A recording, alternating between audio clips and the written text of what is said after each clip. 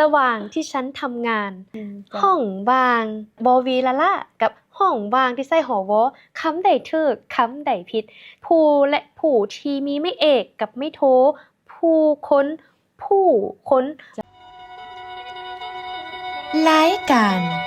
เว้าลาวฮู้ลาวความสนับสนุนโดย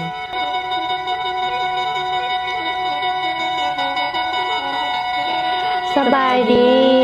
เจ้าสบายดีท่านผู้ชมเฮากลับมาพบกันอีกแล้วกับข้าพเจ้าละนี้และก็ทั้งอาจารย์สุภาษาวันนี้จะมาล้มแลกเปลี่ยนกันกับปัญหาที่ว่าพวกเฮาได้โพสต์ไปอยู่ใน Facebook แล้วเนาะเกี่ยวกับคำใช้ผิดๆทึกๆโดยเฉพาะก็แม่นไม่เอกไม่โทและกับการใช้อักษรสูงอักษรต่ำจ้าอันนี้และอาจารย์สุภาษามื้อนี้เฮาจะนำมาสนทนานำกันก็คือคำที่1มันคำหยังอาจารย์วางที่เป็นตัวหวอและตัววอและนอกจากนั้นก็มีคำว่าผู้และผู้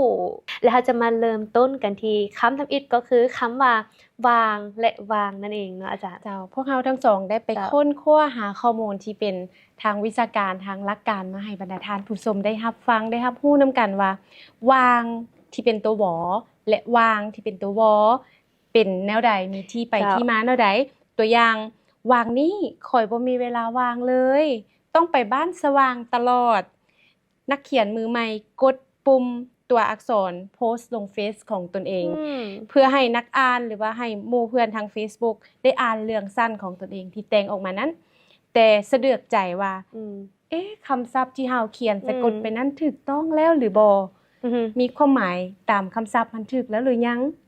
แม่นแล้วอาจารย์เพราะว่าคำนี้นี่นะเนาะคำว่าวางที่เป็นหอวอและวางที่เป็นบอวีละล่าบังเอิญเสียงของมันคือกันเลยสำเนียงเว้าคือกันเป๊ะคือกันเลยแต่ว่าการเขียนและความหมายและวิธีการนำใช้แม่นมีความแตกต่างกันถ้าเป็นแบบภาษาที่เปล่งออกมาจากปากของเฮาแม่นจะเข้าใจได้เนาะตัวอย่างว่าห้องว่างบ่มีเวลาว่างบ่เฮาเข้าใจกันได้ในคำนี้นี่นะเฮามาเบิ่งตัวไม่เอกบัดนี้เฮามาเข้าหลักการภาษาศาสตร์หน่อยนึงอาจารย์พัดอันนี้ก็ลองตั้งใจฟังนำกันเบิ่งเนาะว่าแต่ละคนจะเข้าใจกันบ่แต่ว่าเชื่อว่าบรรดาท่านคงจะเข้าใจเพราะว่าได้ผ่านภาษาลาวมาเรียบร้อยแล้วอาจารย์พัดตัวอย่างว่าไม่เอกไปผสมกับอักษรสูงและไม่เอกไปผสมกับอักษรกลางอักษรต่ำหมายความว่าทั้ง3อักษรก็คือสูงกลางต่ำถ้าเมื่อใดมีไม่เอกมาผสมเข้าอ่านคือกันบดอาจารย์พัดอักษรสูงกับอักษรต่ำก็คือกันกลางก็คือกันสูงก็คือกันทั้ง3คำคือกันเบิดฉะนั้นแล้วคำใดที่มีไม่เอกมีโอกาสผิดสูงที่สุดเลยสำหรับภาษาลาวแล้วคำนี้ก็เช่นเดียวกันวางหอวอเป็นอักษรสูงเหมือนบ่ท่านผู้ชมวอออกเสียงเป็นวอใส่ไม่เอกใส่สระอาตะงอไม่เอกอ่านเป็นวางและบอวีสระอางองัวไม่เอกก็อ่านเป็นวางบ่มีหยังต่างเลยอาจารย์พัดตัวอย่างแบบนี้อาจารย์พัดที่เฮามักได้ยินเรื่อยๆคือดังที่แอดมินของพวกเฮาเนาะโพสต์ลงอยู่ในFacebook นะห้องว่างที่ใส่บอวีละละกับห้องว่างที่ใส่หอวอคำใดถูกคำใดผิดก็เห็นว่าคนไปคอมเมนต์เครื่องต่อเครื่องเลยและวันนี้เนาะเฮาจะมาลงลึก2คำนี้เนาะเริ่มต้นกันที่คำว่าวางหอวอสระอางองัวไม่เอกคำว่าวางตัวนี้หันมันเป็นคำนามที่มีความหมายว่ายามเวลาเทื่อมันเป็นยามเป็นเวลาเป็นเทื่อตัวอย่างอาจารย์พัดค่อยพบลาวอยู่หลวงพระบางวางเดือนแล้วอันนี้หมายเข้ามาเป็นเมื่อเป็นเวลาเป็นช่วงเวลาเป็นระยะเป็นยามเป็นเวลาเป็นยามแม่วางที่เป็นตัวหวอวางที่เป็นตัววออักษรสูง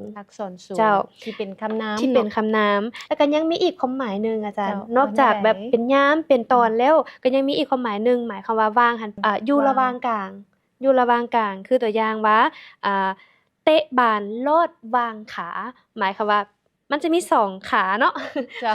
ขาขวากับขาซ้ายแล้วอยู่ระหว่างกลางขาก็คือเตะบานลอดก้องขาเนาะเอิ้นว่าเป็นวางขาก็แม่น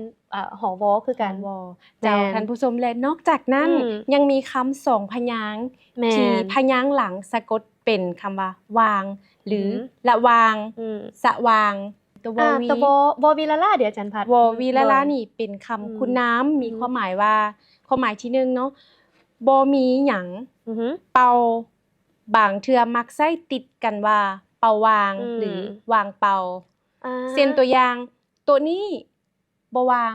อือหือ ห้องนี้บ่วาง แม่น แต่หัวใจยังวาง โอ้ แต่หัวใจยังว่าง และความหมายที่สองบ่มีภาระผูกพันเช่น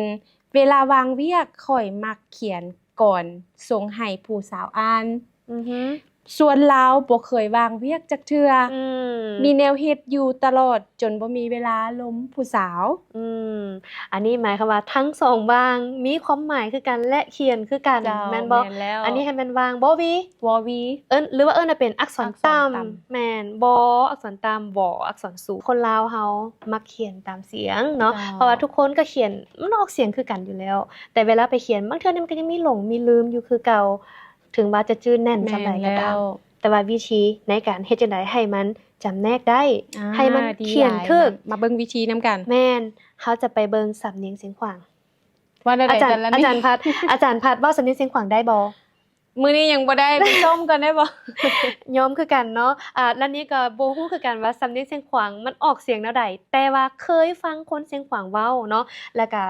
การค้นคว้าของนักวิชาการเนาะเพิ่นไป ภาษาถิ่นเนาะ แม่นเพิ่นไปสมเทียบภาษาถิ่นบ่เฉพาะแต่ของเขตอื่นๆ แต่ว่าเกี่ยวกับการสมเทียบอักษรแล้วก็การสมเทียบวรรณยุกต์เพิ่นก็ได้ศึกษามาแล้ว เพิ่นว่าเสียงขวางหรือว่าบางท้องถิ่นอยู่ภาคเหนือของลาวออกเสียงตัวนี้แตกต่างกัน ระหว่างหอวอและวอวี อืม แม่เอกใส่เสียงอักษรสูง และแม่เอกใส่อักษรต่ำมีเสียงแตกต่างกันก็คือตัวหนึงเสียงจะสูง และตัวหนึงเสียงจะต่ำจะบ่ได้คือ ชัด กัน เจนเลย ชัดเจน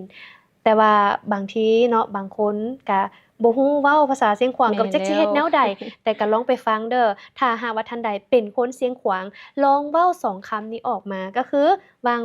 วอวีและวางหอวอตั้งใจฟังเสียงตนเอง มีความต่างแน่นอน วาง แม่น วาง อันนี้ก็บ่ฮู้คือกันเนาะเพราะว่าบ่แม่นคนเสียงขวาง แต่ว่าอาจารย์สุภาษาถ้าหากเฮาบ่ใกล้ชิดกับคนเสียงขวางเฮาก็สามารถเปรียบเทียบกับภาษาไทย อาจารย์ ได้ ได้ คื คือ อ กั กัน นเปรียบเทียบให้ฟังเบิ่งว่าเปรียบเทียบแนวใดมันจึงฮู้ว่ามันแตกต่างกัน แม่นเนาะเดี๋ยวนี้และนี้เชื่อว่าบรรดาทานจะฟังภาษาไทยเรื่อยๆแม่นบ่ท่านผู้ชมและก็เว้าภาษาไทยกันได้ก็เก่งคือกันเนาะเฮาเปรียบเทียบ เพราะว่าภาษาไทยเวลาไม่เอกอยู่อักษรสูง และไม่เอกอยู่อักษรต่ำจะมีความแตกต่างกัน ตัวอย่างคำนี้เนาะระหว่างที่ข่อยเฮ็ดเวียกภาษาไทยเว้าแนวใดท่านผู้ชมภาษาไทยเว้าแนวใดอาจารย์ระหว่างที่ข่อยเฮ็ดเวียกภาษาไทยเว้าแนวใด ระหว่างที่ฉันทำงาน ใช่ แม่นบ่ แม่นแล้วเนาะระหว่างที่ฉันทำงาน ระหว่างเขาฟังเสียงคำนี้เอาไว้วางระหว่างที่ฉันทำงาน ระหว่าง เสียงมันจะเป็นเสียงโทนต่ำระหว่างเห็นบ่เสียงโทนต่ำเสียงใหญ่ๆเสียงต่ำตัวอย่างว่าห้องว่างเนาะห้องว่าง ภาษาไทยจะว่ามีห้องว่างไหม อืม ไม่ว่างเลยวันนี้ไม่ว่างเลย ประมาณนี้อาจารย์ เนาะ อาจารย์ มันก็ พัดลอง ชัดเจน ออกเสียงได้ว่า วันนี้ไม่ว่างเลย ภาษาลาวมันห้องว่าง ห้องว่าง ภาษาไทยแม่น ห้องว่าง มันไม่ว่าง ว่าง ห้องนี้ว่างไหม ห้องนี้ว่างไหม ห้องนี้ว่างบอแต่ภาษาไทยห้องนี้ว่างไหมสังเกตคำว่าว่าง เสียงจะเป็นเสียงสูง คือกันกับเสียงไม่โทร อืม บ้านเฮาเห็นบ่ห้องไม่ว่าง แต่ภาษาลาวว่าง คือกันเลย ห้องว่าง เวลาว่าง ภาษาไทย เวลาว่าง ห้องว่าง แบบนี้เด้ ยามเบิ่งเพิ่นศพเพิ่นออกแนวใดเนาะ ดังนั้น อันนี้ลองฟังนำกันเด้อท่านผู้ชมเนาะเพราะว่านักวิชาการเพิ่นก็มีหลายคนเนาะมีหลายท่าน ที่เพิ่นก็ให้สมเทียบเพื่อมีการจำแนกง่าย โดยเฉพาะก็เป็นผู้ที่เฮาบ่ได้ข้อมูลอันว่าข้อมูลที่มาที่ไปของสอง เจ้า คำนี้บ่จะแจ้งเฮาก็มีวิธีการเปรียบเทียบที่มันง่ายขึ้น เจ้า เจ้า ฉะนั้นสรุปก็คือพวกเฮาควรใส่ใจว่า ม อย่าได้เขียนคำว่ามีห้องว่างให้เซาที่เป็นตัววอ ม เป็นที่เป็นตัววอ อือหือเป็นห้องว่างที่เป็น อืม ตัววอเนาะว่างคือกันแหละภาษาลาวนะ แต่ว่าตัวเขียน แม่น เป็นตัววอวี ถูกต้อง แม่นแล้ว อืม และอย่าได้เขียนคำว่าวางนี้ที่เป็นตัววออ ม เป็น วางที่เป็นตัววอ หวังว่าท่านผู้ชม เจ้า ก็คงสิเข้าใจ แล้วก็นำเอาไปฝึกใช้แนวใดให้มันถูกบ่เฉพาะแต่เว้าอย่างเดียวเนาะ แม่นแล้ว เราต้องเขียนให้มันถูก เพราะว่าพยายามรักษาภาษาลาวเฮาให้มันถูกต้องที่สุดเนาะ อันนี้เฮาก็สิว่าเป็นตำหนิผู้ใช้นั่นนึงบ่เป็นหยังแหละเสียงแนวใดก็เขียนแบบนั้น มันก็บ่เสมอไปเนาะ เฮาต้องเบิ่งว่าแนวใดมันถู ลืม ก ไส้แนวใด อืม มันก็นำมาซึ่งกัน แม่น นำไส้ แล้วมันก็จะผิดตลอด แม่นโดยเป็นนิสัยเลย และนอกจากนั้นคืออาจารย์พัดเว้าตั้งแต่ต้นรายการเนาะเวลาเฮาไปใช้เขียนลงในโลกโซเชียลเนาะว่าเป็นโลกออนไลน์ แม่นแล้ เอ ว อหรือไปเขียนบทความบทกวีต่างๆ แล้วคนรุ่นใหม่คนรุ่นใหม่วัยหนุ่มเนาะหรือว่าผู้ที่สืบทอดหลายๆคนเห็นแล้วก็จะคือว่าเอ๊ะคำนี้มันถูกเนาะแต่ความจริงแล้วมันผิด มันก็จะเป็นการแบบสนับสนุนไปให้คนเข้าใจผิดแล้วก็เขียนผิดเนาะมันจะเป็นการบ่ดีอืม และนั่นก็เป็นความหมายของคำว่า วางและวางที่เป็นบ่และวอ และคำต่อไปเขาจะมาสนทนาก็คือคำว่าผู้กับผู้เนาะอาจารย์สุ เจ้า ภาษาเนาะเพราะว่าคำนี้ก็เช่นเดียวกันเนาะทางแอดมินของพวกเราก็ได้โพสต์ลงอยู่ใน Facebook แล้วคำว่าผู้กับผู้เนาะผู้และผู้ที่มีไม่เอกกับไม่โทผู้คนผู้คน เจ้า ว่ามันมีที่มาที่ไปแนวใดและความหมายวิธีนำไส้แนวใด เขาก็ได้ไปค้นคว้า อือฮึ มาคือกันเนาะไปซอกหาข้อมูลมาฝากมาต้อน เจ้า บรรดาทานผู้ชมซึ่งว่าคำว่าผู้และผู้ อือฮึ มีดังนี้ ก่อนปี1920การจานภาษาลาวใส่ใบล้าน หรือเขียนภาษาลาวใส่เจี้ยนั้น อืม เพิ่นยังบ่ทันได้กำหนดเครื่องหมายวรรณยุกต์ใส่เทือเนาะ ยัง ตอนนั้น บ่มี ยังบ่ อืม มีเทือ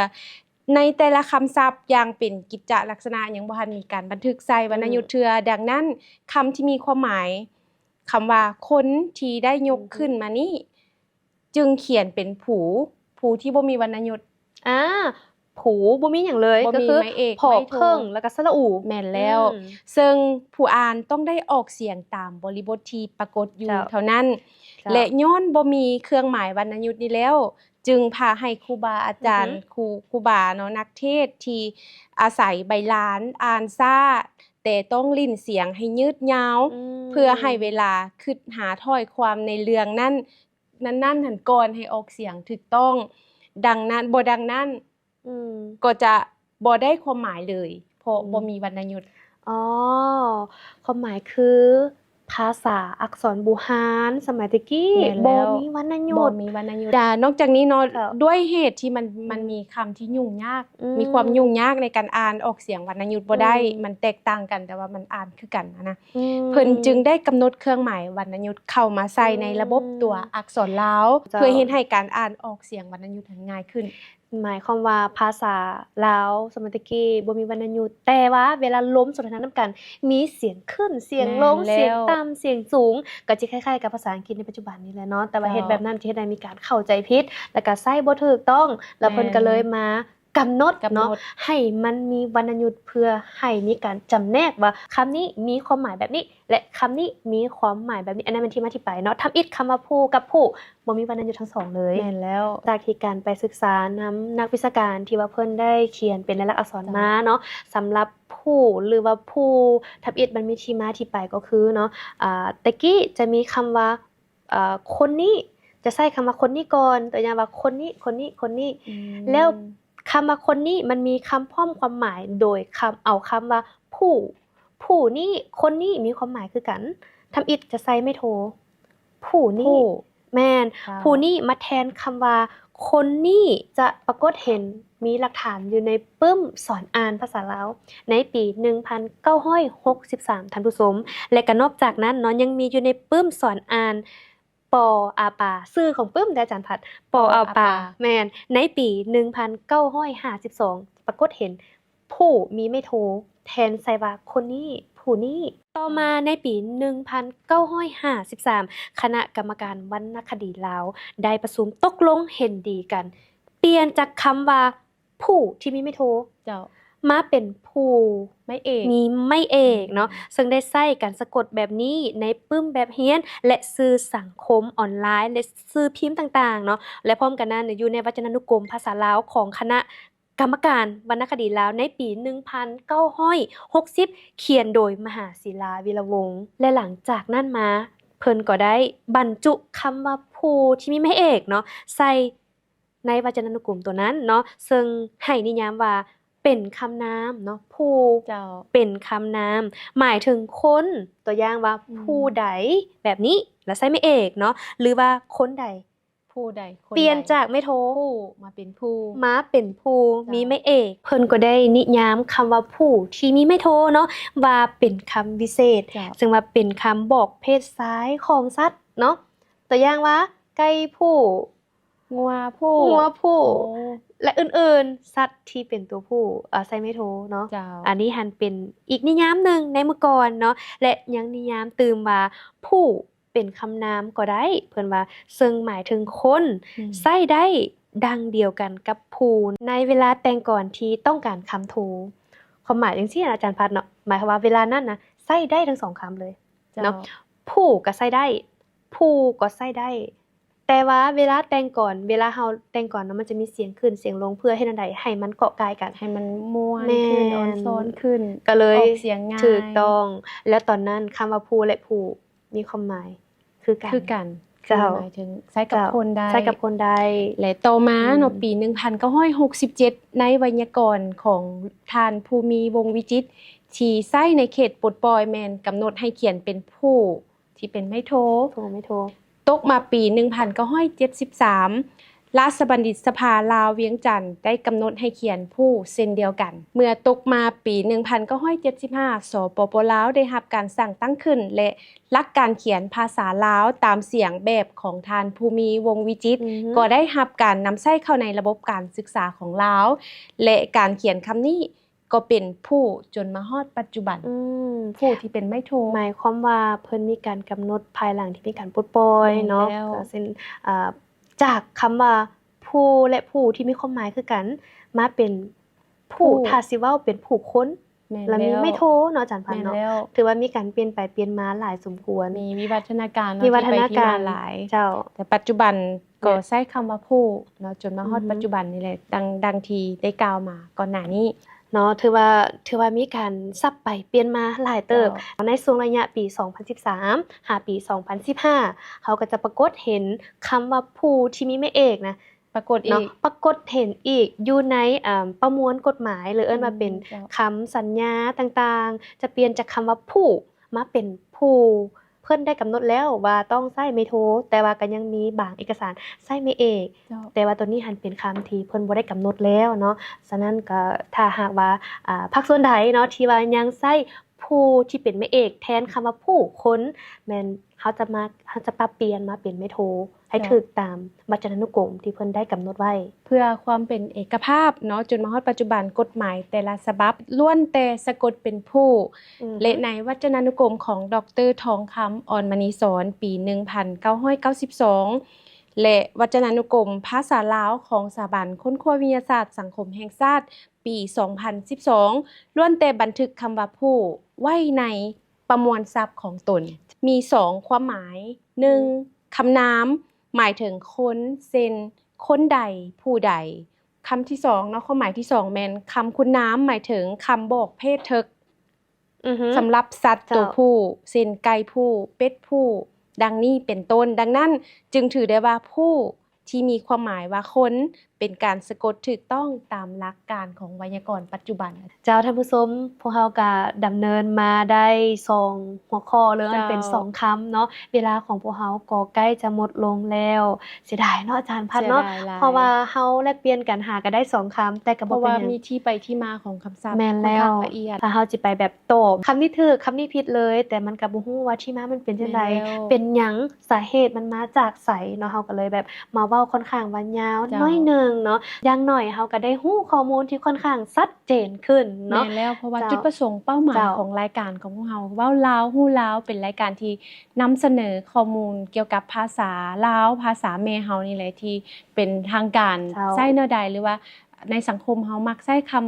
ผิดคำถูก อือฮึ หรือว่ามักหลงกันคำใดกันแท้เนาะ ฉะนั้นแล้วนะถ้าผู้ใดที่ว่าอยากสนับสนุนรายการของพวกเราเว้าลาวฮู้ลาวเพื่อเป็นการส่งเสริมภาษาลาววัฒนธรรมลาวประเพณีลาวเพื่อ พื่อให้มัน วรรณคดีลาวนำ สืบแม่นวรรณคดีลาวนำเนาะเพื่อให้มันสืบต่อยาวๆไปถึงรุ่นลูกรุ่นหลานไปยาวๆแล้วก็บ่ให้มันแบบตายไปเขาจะหยิบยกขึ้นมามาสนทนานำกันเนาะเพื่อให้ทุกคนได้ฮู้ลึกถึงทองถึงความเป็นลาว แม่นแล้ว อาจารย์พัดเว้ามาฮอดนี่ก็อยากได้กำลังใจนำท่านผู้ชม เนาะ ถ้าหากว่าท่านใดที่ว่าฮักมักแล้วก็อยากสนับสนุนรายการของพวกเราก็สามารถคอมเมนต์มาแลกเปลี่ยนนำกัน แล้วก็กดไลค์กดแชร์ให้พวกเราเด้อ เจ้า เจ้า แม่นแล้วมาฮอดนี่2คนพวกเขาพร้อมด้วยทีมงานขอลาท่านผู้ชมไปก่อนแล้วพบกันใหม่ตอนถัดไป เจ้าสบายดี รายการเว้าลาวฮู้ลาว เป็นรายการที่จะพาทานไปรู้จักกับเสน่ห์ของภาษา วัฒนธรรม และวรรณคดีลาวผ่านมุมมองของผู้ฮู้และผู้เชี่ยวชาญด้านภาษา จะมาชี้แจงเกี่ยวกับภาษาลาวให้ถูกต้อง